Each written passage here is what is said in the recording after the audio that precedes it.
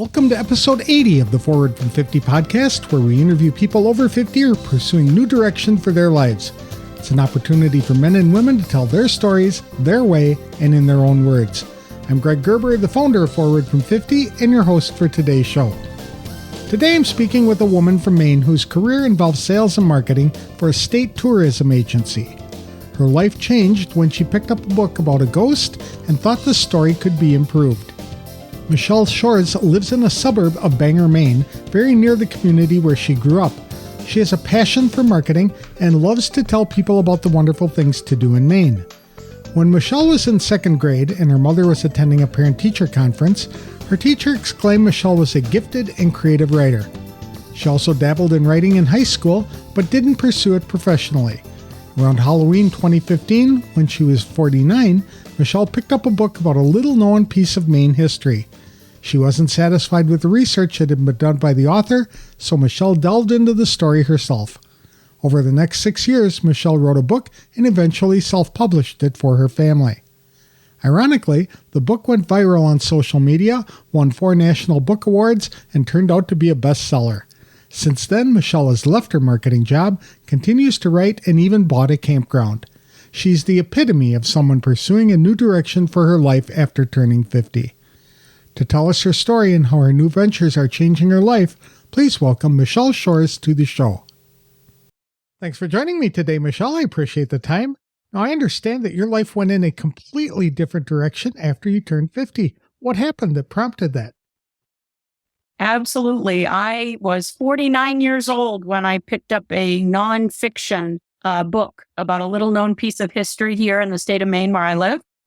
And I was fascinated by that history, but not satisfied by the research that I did. So at the age of 50, I started researching and literally woke up in the middle of the night one night and said, I'll just write what I think happened.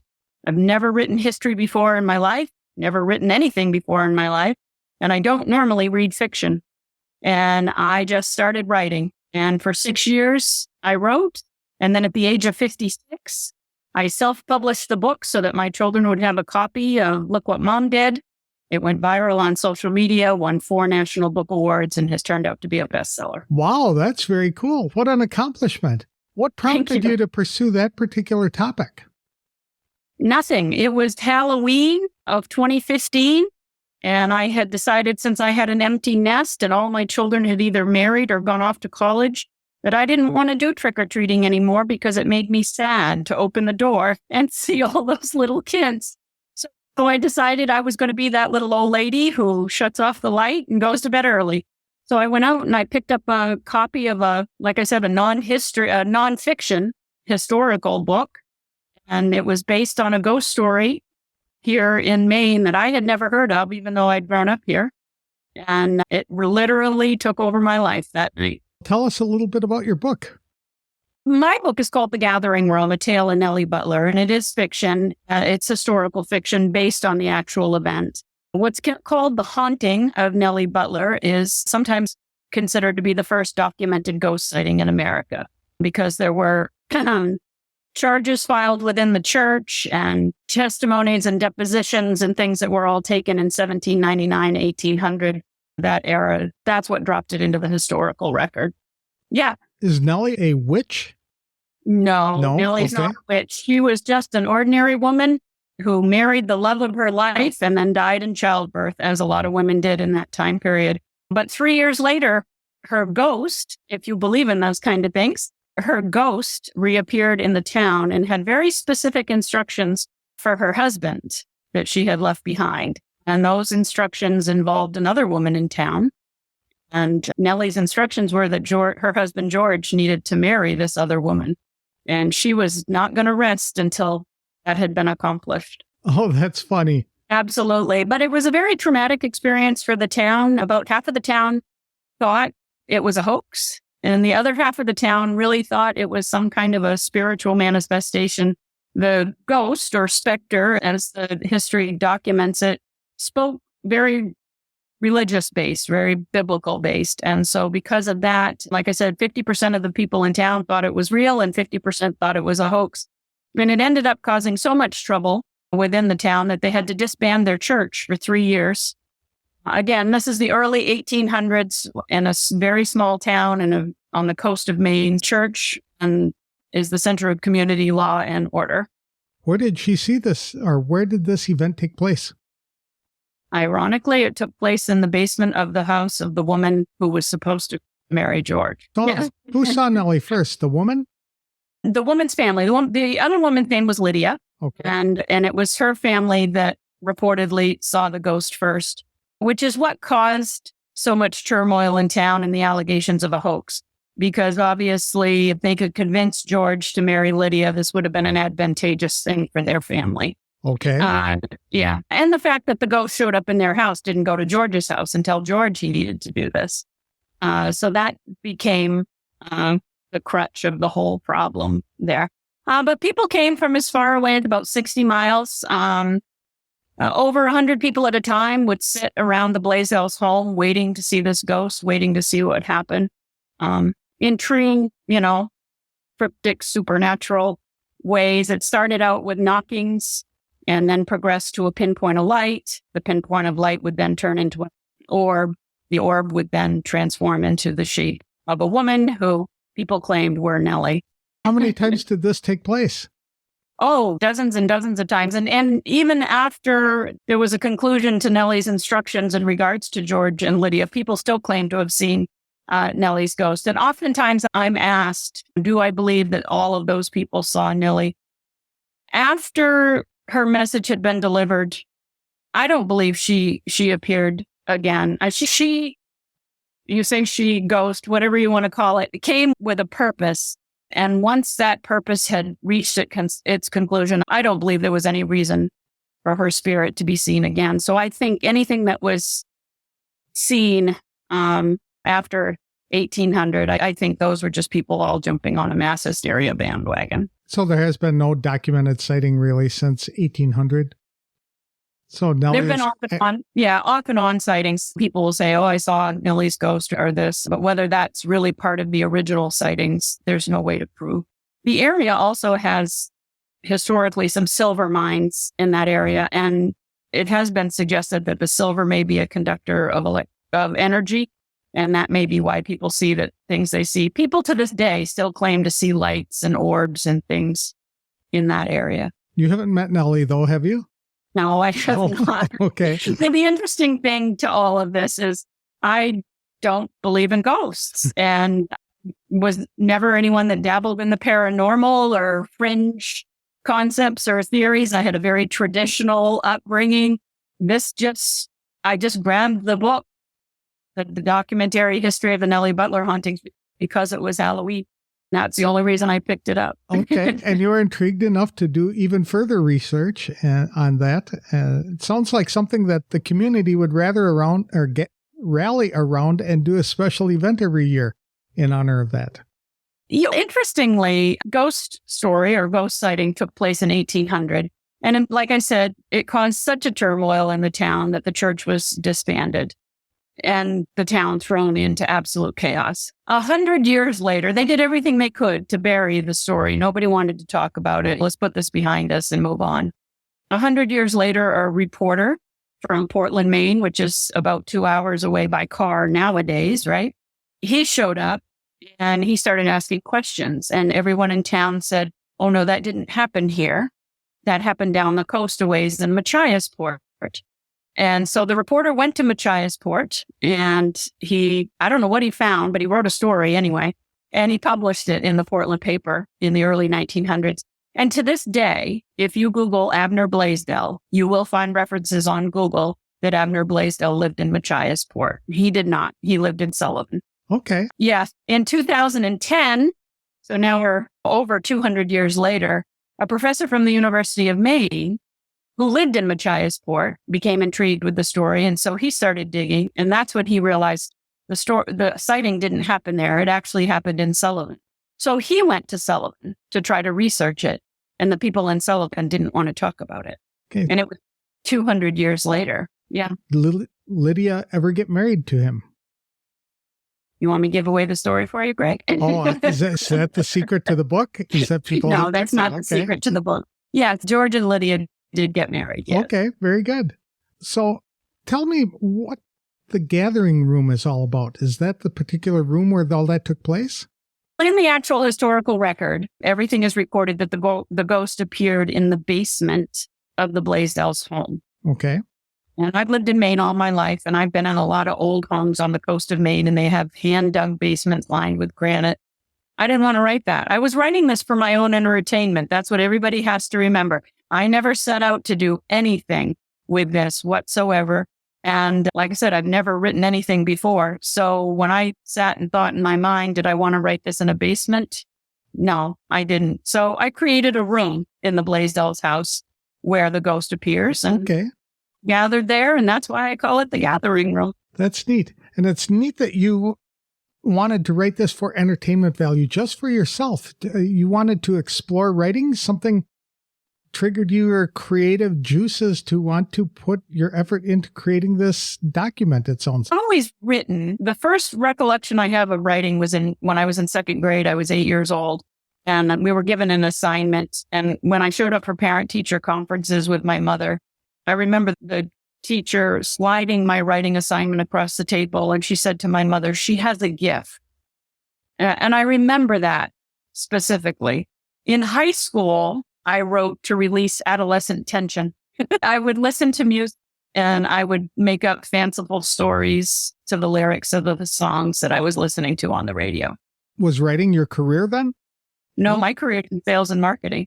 So I grew up and then I got married and I had 5 kids and I spent 20 years in sales and marketing, and I never gave writing another thought until 2015, when I picked up that nonfiction book and was not satisfied by the researching that I could do. I wasn't satisfied by the people. I wanted to know that, because the historical record is very clear on what happened when this ghost appeared, but it's silent on who these people were, how they all knew each other beforehand. Did they know each other beforehand?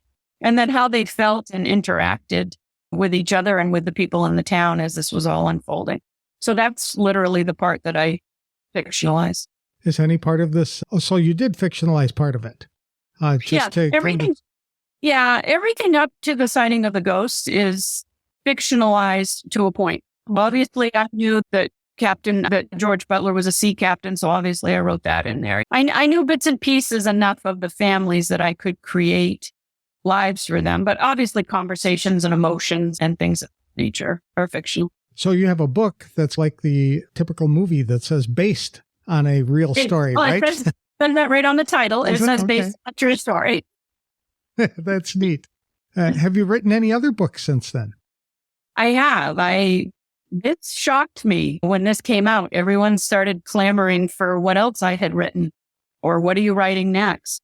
And then I was also contacted by living members, descendants of these families that appeared in this book, and was given more information, and which led me to more research, which led me to more fascinating things. So I actually have completed the second book, which ironically turns out to be a prequel to this one.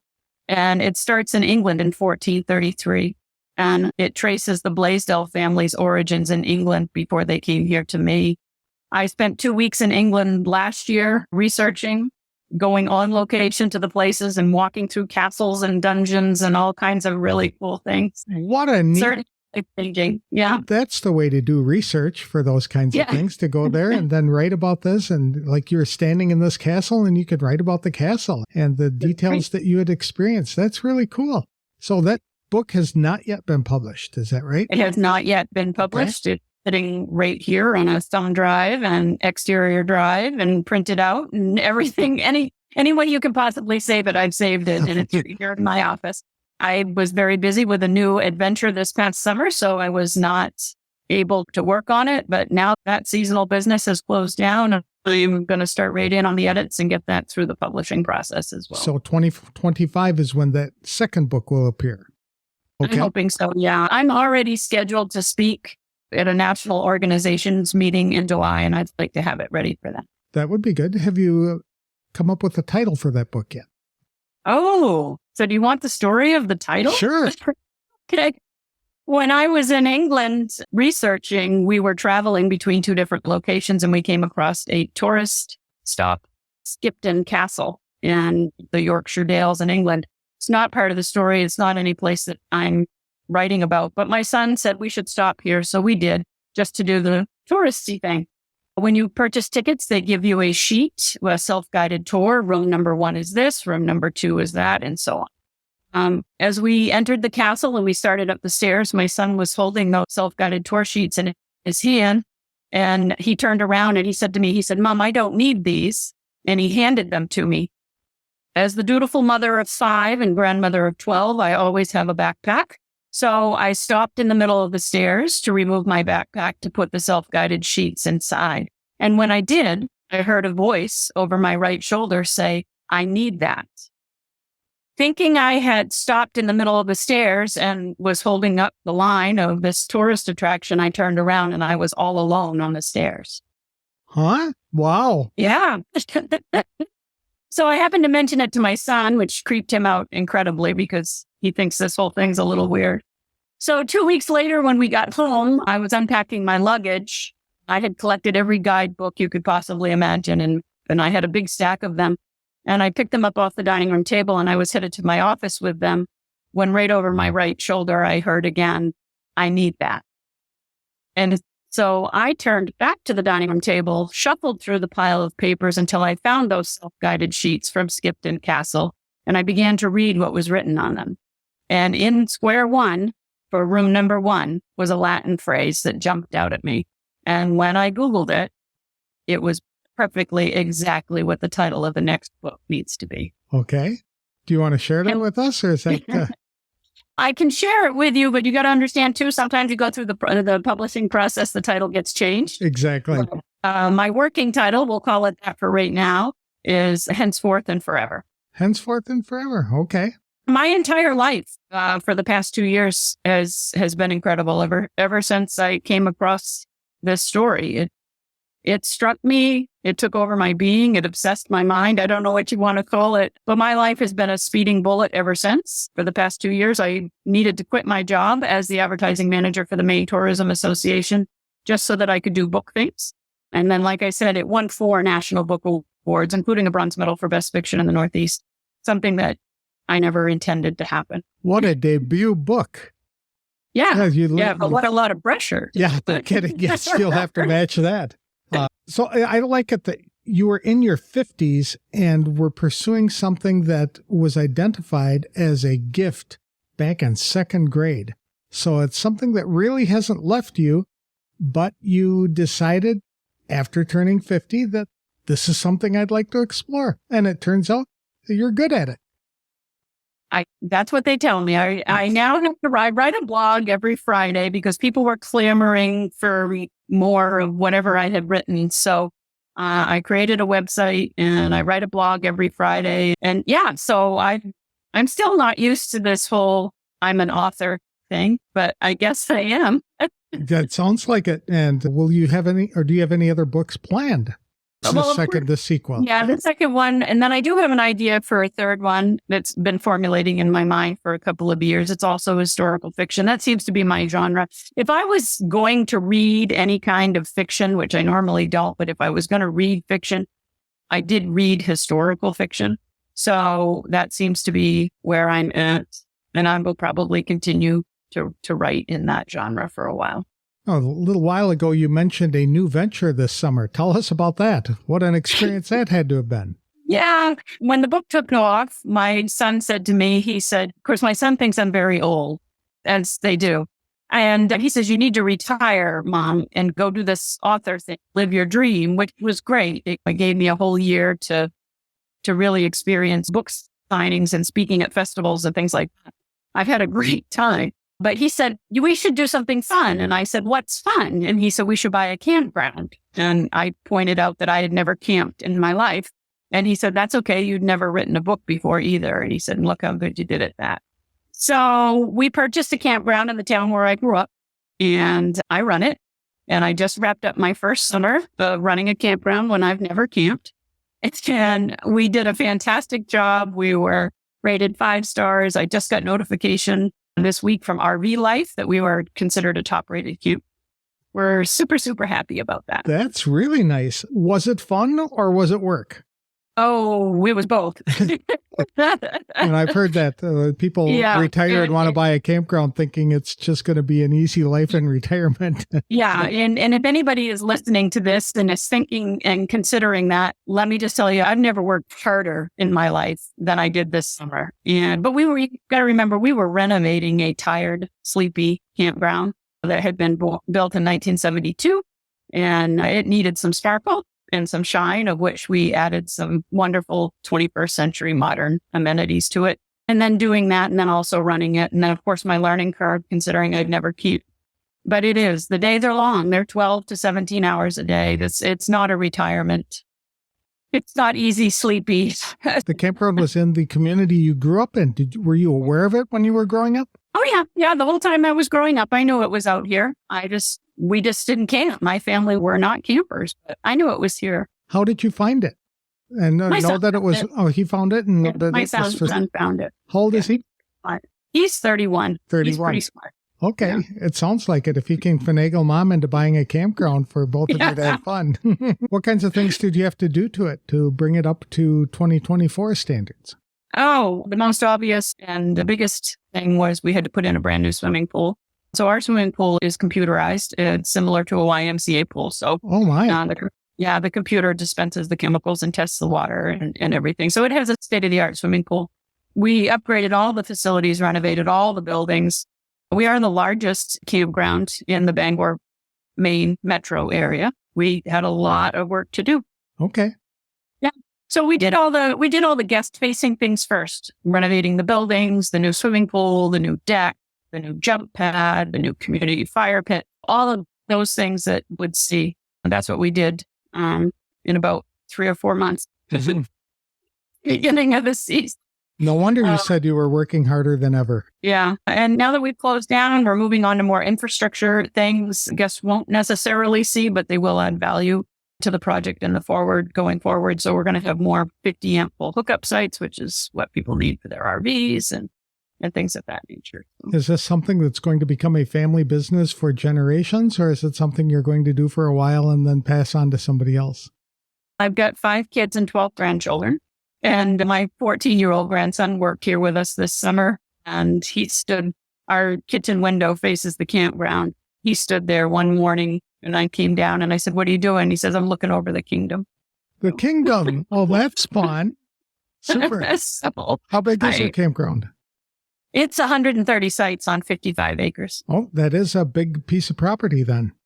And it looks like plenty of room between the campgrounds or the campsites too. Yeah, that's one of the things. Again, I have no reference point because I've never even set foot in the campground before. So that's one of the things people mentioned in our reviews is that our sites are very spacious and they're not all jammed packed in. And then we added cabins as well. So we have RV sites, full hookups, as well as water and electric. And then we have cabins, and then we have 10 sites. If you have never camped before in your life, which means you've never been to a campground, how did you know how to run one? How do you know how to write a book when you've never written one, right? I should. Yeah. First of all, like I said, I have 5 kids and 12 grandchildren, so I know families and I know what families like. I also spent my career in sales and marketing. So I just tackled it from that point. My most recent sales and marketing job, like I said, was for the Maine Tourism Association. So I had a hospitality piece. There's so much value in common sense and decency and respect and just treating people the way you would want to be treated. And everybody that walks through that door got that. And I think that was the key. Yeah, I didn't always know what I was doing, but you treat people decent and create a wonderful place for families, and you're going to succeed. And this was a classic example of that.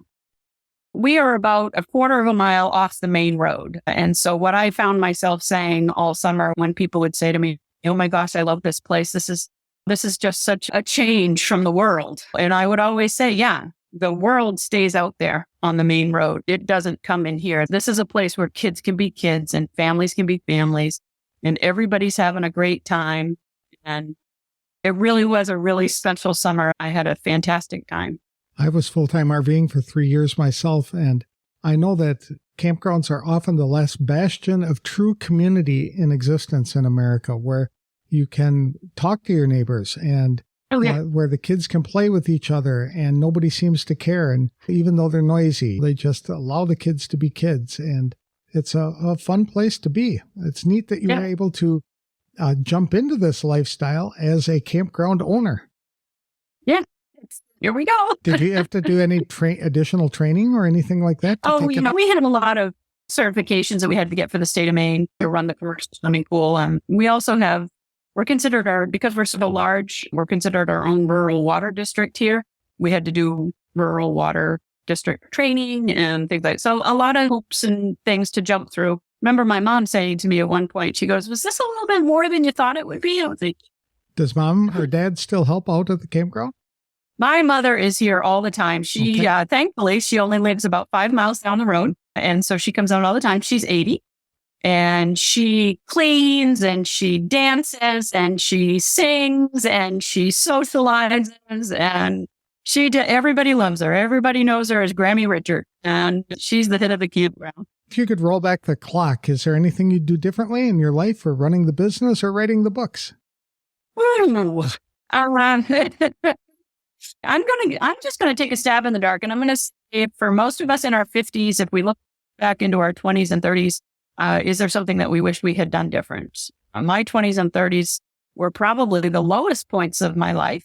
Would I go back and change that? Absolutely not. Do you know why? Because you have to be at your absolutely lowest before you can be at your absolutely highest. That's good. And I would not be so grateful for everything that has happened to me here now in my 50s if I had not passed through those trials in my 20s and my 30s. So I wouldn't go back and change a thing. Would you have pursued writing a little earlier? It's so hard because I never even thought of this. Mm-hmm. I never even thought of it. So no, I probably wouldn't. Up until this, the only thing I had done, I published the cookbook for the school PTA one year. It does say in all my marketing promo and stuff that the publisher put out that I am the author of Vanguard Vital Records Volumes 1 and 2. And that is true, but it does not consist of any writing. Back before the internet, I sat in a library with a microfilm and I deciphered all that old handwriting and transcribed it into a Word document and put it on the square discs that we used to have and dropped it off at the publisher and they turned it into a book. It wasn't any writing per se. So other than that, and the cookbook at the school, no, I wouldn't have, because it wasn't even something that was on my radar. That's like asking me, would you have started fishing sooner? No, could have never done that either. Good enough. Do you have any advice for people over 50 who are either looking for a sense of purpose or want to pursue their passions? Oh, advice I would give to anyone over the age of 50 is if you're sitting in a chair and you're not doing anything, get up and get out there. For me, this has been the best decade of my life. I'm 58 now, so it's almost over. And I'm like, geez, I hope this keeps going. But time is running out. I talked to a gentleman the other day and, based on his family genetics and his own health and everything, he said he figured he had 10 to 15 years left and that was it. So what was he going to do in those 10 to 15 years? And that's really a sobering thought. What are we going to do? If you've got something, go do it. But the best piece of advice I can give anybody is wake up every morning thinking that today is the best day you've ever had. Because if you think that way, it will be the best day that you ever have. Start the day with that mindset and you're correct. Absolutely. Yep, super. Absolutely. And you also made a statement about 10 to 15 years. A lot of people our age, when they look forward 10 to 15 years, they realize how quickly it goes by. And they think, why would I start anything now?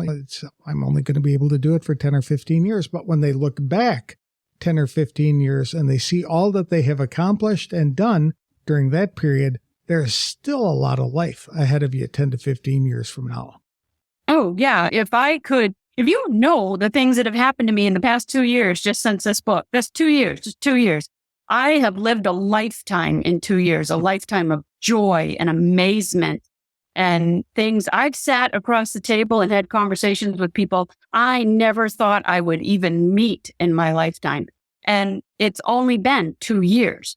And I'd said lots of times, this could all end tomorrow. And I'd be like, fine, wow, wasn't that cool? So yeah, 10 years, 15 years, 2 years, whatever you've got, even if it's just today, make today the absolute best day that we make it. And that all starts in your mind. I've said it since my kids were little. We are the creators of our own realities. Mm-hmm.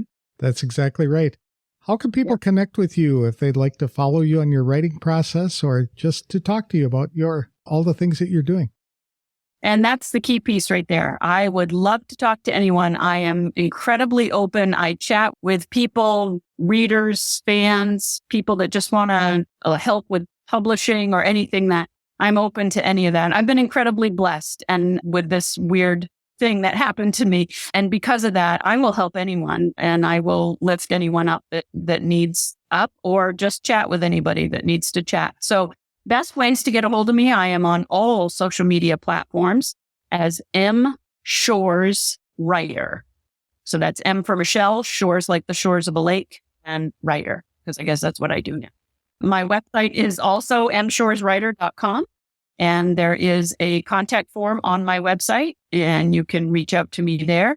And then I also do publish that blog every Friday. If you want to read what I'm writing, you can subscribe to that blog on my website.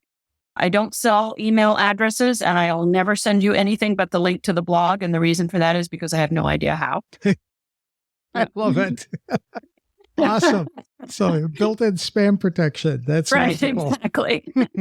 And the social media channels that you're typically involved in are Facebook? Facebook, because the campground kept me so busy this summer, Facebook was the one that I was the most active on. Okay. A little bit on Instagram, I've been a little bit more active lately on X. And I got logged out of my TikTok account and I haven't had time to go dig around for the password to get back into it, but I will be doing that within the next couple of weeks. All right, deal. Thank you very much, Michelle. I love this story and I love that you're pursuing this very active and different life as you're even closing in on 60. I think that's so inspirational. So congratulations for getting to this stage. It's never too late. Never, ever too late to do whatever your mind can imagine. You can do it. Michelle Shores has a fascinating story, and I was very fortunate to speak with her about it. She realized she was gifted at writing as a child, and others affirmed her gift, but she went in a different direction in her career. It was reading a story about the first documented ghost sighting in America that prompted Michelle to truly explore her gift for writing, but in her 50s. She enjoys writing in the historical fiction genre because it allows her to take some incomplete but historical facts to create a fictionalized account of what may have taken place. Michelle took up writing just for the fun of it because it was something she enjoyed doing in her youth. Turns out she was really good after all.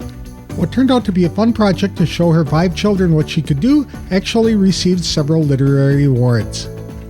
Although her debut book was a home run for Michelle, the experience has created high expectations for any future writing she may do. But writing isn't the only thing Michelle became passionate about in her 50s. Acting on her son's suggestion, she bought a campground even though Michelle had never camped a day in her life. Yet she was quick to point out that she had never published anything before releasing her first book either. As she gets older, Michelle is not afraid to try new things, even if they are way out of her comfort zone. For that reason, Michelle Shores' story is inspirational to me. She calls her 50s the best decade of her life. People can connect with Michelle at www.mshoreswriter.com. She's also active on Facebook, Instagram, and X. Michelle said she's happy to chat with anyone, so please connect with her.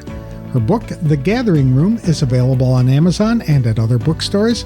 If you're ever in Maine, be sure to visit her at Pleasant Hill Campground in Herman, just outside of Bangor.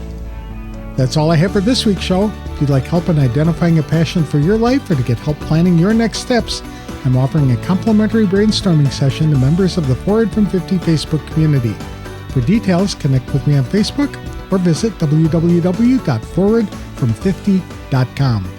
I'll have another inspirational interview on the next episode of the Forward from 50 podcast. Thanks for listening, and if you like this show, please consider leaving a review wherever you download the episodes.